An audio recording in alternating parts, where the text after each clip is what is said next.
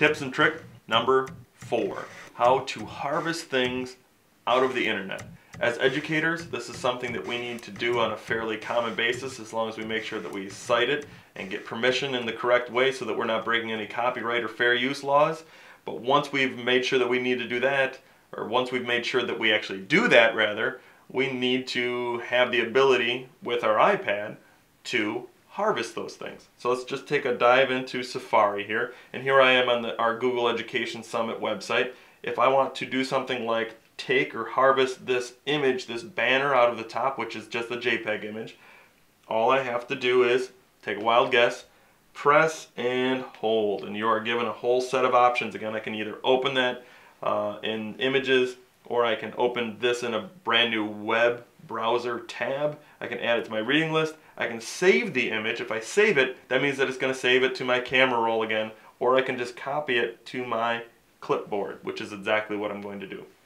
Once you copy it to your clipboard, you can treat it just like text that has been copied, and you can take it to virtually any other app on your iPad and paste it in there. The only problem is, watch this, there are certain apps that may not accept or allow you to paste images into them. Notes is one example.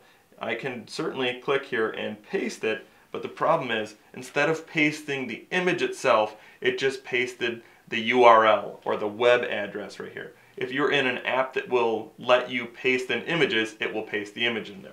There are also one other set of things that you need to think about or understand. Not all images on the websites are actual images. Sometimes they're flash objects like this one right here, and no matter how much I press and hold, it's going to do absolutely nothing for me.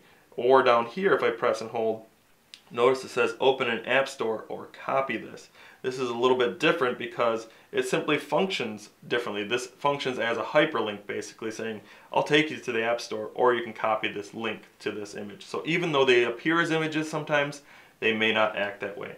The last thing though is that you can copy most text unless it's embedded in Flash or as a PDF someplace. You can copy most text the same way that you could when we were talking about copying text from a note. Just press and hold, then you get those little handlebars again, and you can grab a hold of them, open them up, and you can certainly copy that and paste it someplace else. That's the simple end to tip and trick number 4.